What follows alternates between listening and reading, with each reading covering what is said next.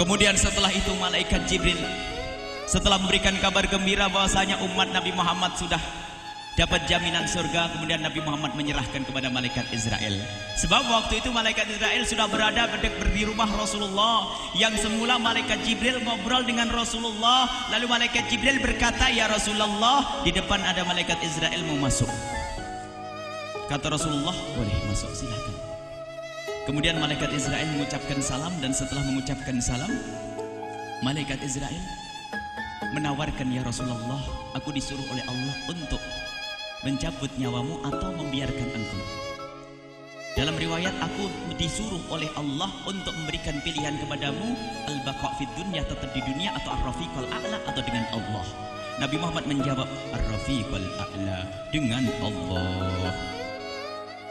Kemudian setelah itu Nabi Muhammad berdoa agar umatnya selamat. Setelah ada jaminan umatnya selamat, malaikat Israel, "Sudahlah, cabut nyawaku kalau memang sudah waktuku." Mulailah Nabi Muhammad dicabut nyawa beliau oleh malaikat Israel.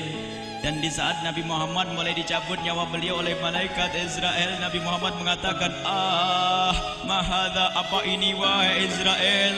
Malaikat Israel kemudian menjawab, "Ya Rasulullah, itu adalah sakaratul maut, itu adalah sakitnya di dalam kematian." Kemudian Nabi Muhammad mengangkat tangannya sambil berucap, "La ilaha illallah, inna lil mauti la sakarat." Tidak ada Tuhan selain Allah, sungguh di dalam kematian ada sakitnya, sakit kematian, yaitu sakaratul maut. Kemudian Nabi Muhammad memohon, "Ya Allah, Allahumma khaffif alayya sakaratul maut." Ya Allah, ringankan sakaratul mautku ini, ya Allah.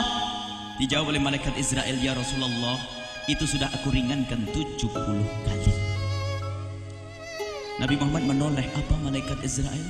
Sudah kau ringankan 70 kali keringanan?" "Iya ya Rasulullah, sungguh aku tidak pernah mencabut seorang hamba lebih lembut dari cara mencabut nyawamu. Ini sudah aku ringankan 70 kali. Setelah itu justru Nabi Muhammad menangis, "Israel, 70 kali rasanya masih sakit." "Iya ya Rasulullah, memang itu sakaratul maut." "Lalu bagaimana engkau mencabut umatku, wahai Israel?" Allah, yang diingat siapa? Umat. Kalau engkau mencabutku dengan ringan seperti ini masih sakit, bagaimana engkau mencabut umatku, ya Israel? Dijawab oleh malaikat Israel, "Umatmu manusia biasa, ya aku cabut." "Ya Rasulullah, begitu saja." "Ya sudah, begitu." Nabi Muhammad menangis. Tiba-tiba Nabi Muhammad mengangkat tangan dan memohon kepada Allah, Allah, inna lil mauti la sakarat, la ilaha illallah, inna lil mauti la sakarat. Sungguh di dalam kematian ada sakaratul maut. Allahumma khaffif ala ummati sakarat maut. Ya Allah, ringankan dari umatku sakaratul maut. Wa thaqqil alayya, dan bebankan kepadaku. Sampai tidak sadar doanya Nabi Muhammad seperti itu. Thaqqil alayya itu doa cinta. Seorang ibu yang pernah punya anak itu, lihat kalau doa Rasulullah ini masih dilakukan. Bagaimana Rasulullah bisa doa begitu? Itu bahasa cinta yang tidak bisa diterjemahkan dengan oleh akal. Seorang ibu kadang-kadang, ibu yang di belakang, ibu mau dikasih sakit oleh Allah? Mau, Bu? Ibu jauh sekali. Ibu mau dikasih sakit? Jawabnya tidak mau. Tapi suatu ketika seorang ibu melihat anaknya sakit, ngomong, "Sudahlah nak, jangan kamu yang sakit, biar ibu yang sakit." Ada atau tidak? Kenapa ngomong begitu? Itu bahasa cinta itu. Tidak rela kalau anak ini sakit, biar aku saja yang sakit. Itu yang dirasakan Rasulullah. Sakaratul maut begitu sakitnya, membayangkan betapa sakitnya umat Nabi Muhammad di saat dicabut nyawa beliau. Maka Rasulullah mengatakan, "Ya Allah, ringankan sakaratul maut dari umatku, bebankan kepadaku saja ya Allah. Wala sawfa yu'tika fatarda." Permintaan Nabi Muhammad tidak ditolak oleh Allah, dikabul dan dikabul, wahai Muhammad. Sallu ala Nabi Muhammad. Dan benar, sakaratul maut kita ditahan oleh Rasulullah, ditanggung oleh Rasulullah, sehingga digambarkan oleh Imam Bukhari di saat Nabi Muhammad dicabut nyawa beliau. Siti Aisyah yang ada di situ, Rasulullah berada di pangkuan Siti Aisyah, yang saat itu Siti Aisyah melihat keringat dingin keluar dari kening Rasulullah. Siti Aisyah tidak pernah melihat keringat keluar seperti itu. Bahkan di saat dipegang kepala Rasulullah, panasnya melebihi dari panasnya orang biasa. Setiap kali ada kain dicelupkan di air, ditempelkan di kening Rasulullah langsung mengering. Saat itu Nabi Muhammad mengucapkan kalimat la ilaha illallah innal lil mauti lasakarat. Kemudian Nabi Muhammad berpesan dengan banyak pesan, dan di antara pesan Rasulullah adalah akri minni ala ummati salam, akri minni salam ala ummati wa ala man ittaba'ani wa ala man tabi'ani min ila yaumil qiyamati. Aku titip salam kepada umatku dan orang yang mengikutiku sampai hari kiamat. Sadari salam Rasulullah. Sebelum meninggal masih ingat titip salam. Salam kepada siapa? Bukan salam kepada siapa-siapa, tapi salam kepada kita. Maka mari kita mengucapkan salam kepada Rasulullah, karena Rasulullah sudah salam duluan kepada kita. Mari kita sejenak bersalam kepada Rasulullah dan hadirkan Rasulullah ada di mata kita dan di hati kita. Mari kita bersama-sama mengucapkan salam. Assalamualaikum ya Rasulullah. Assalamualaikum ya Rasulullah. Assalamualaikum ya Habiballah. Assalamualaikum ya Nabi Allah. Rasulullah mengucapkan salam untuk kita.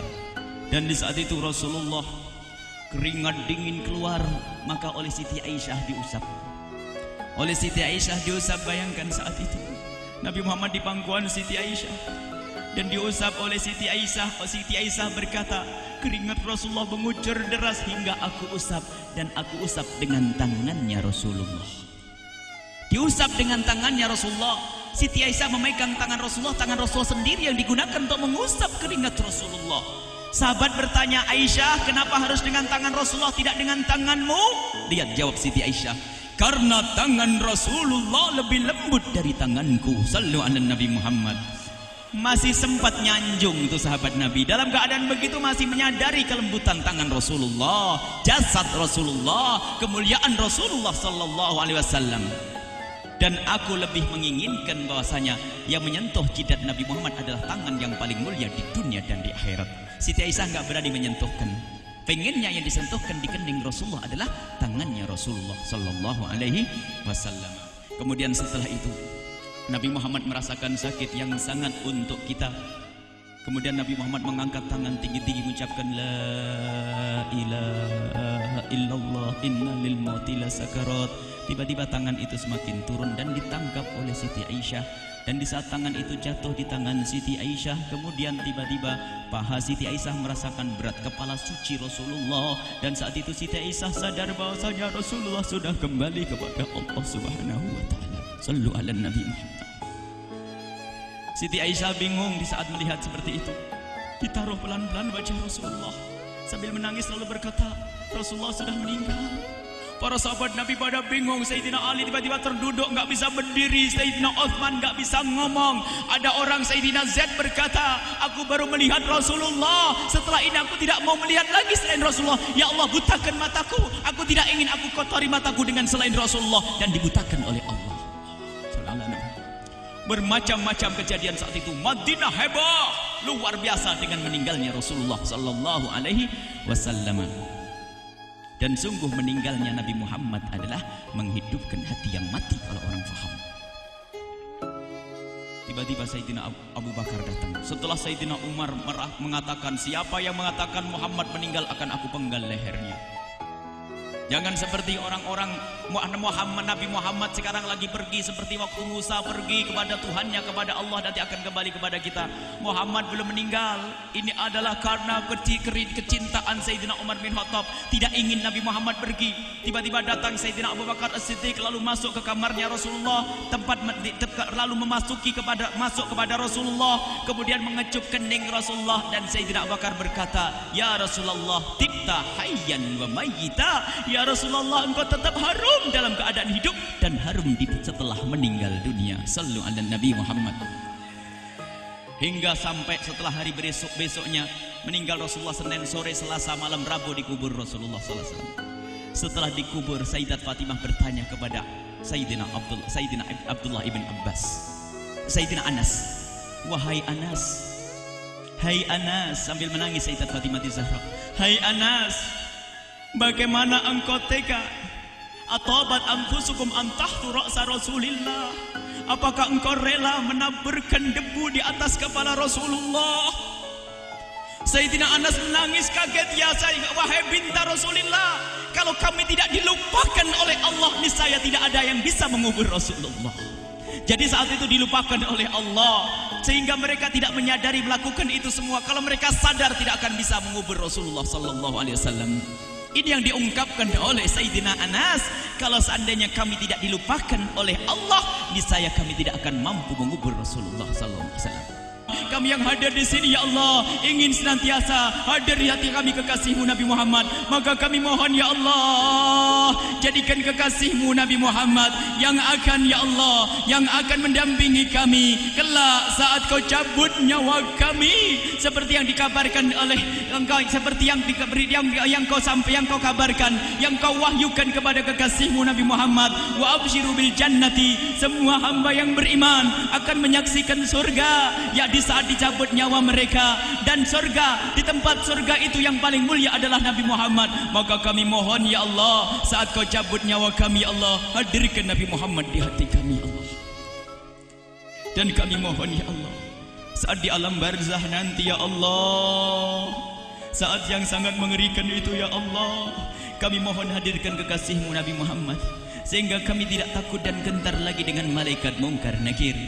Dan ya Allah, kami mohon di saat di padang mahsyar nanti, ya Allah, hadirkan kekasih-Mu Nabi Muhammad. Jadikanlah kekasih-Mu Nabi Muhammad yang akan menemani kami dan akan membonceng kami, membawa kami ke telaga Kausar. Lalu kami diberi air minum dari air telaga Kausar hingga kami tidak akan haus selama-lamanya. Ya Allah, jadikan kekasih-Mu Nabi Muhammad yang akan menemani kami di saat kami menyeberang Siratal Mustaqim hingga kami tidak akan terjerumus ke neraka jahanam. Dan jadikan kekasih-Mu Nabi Muhammad yang akan kami saksikan setiap saat di surga-Mu, ya Allah. Ya Allah, jadikan kekasih-Mu Nabi Muhammad yang senantiasa, ya Allah, kami lihat kelak di surga.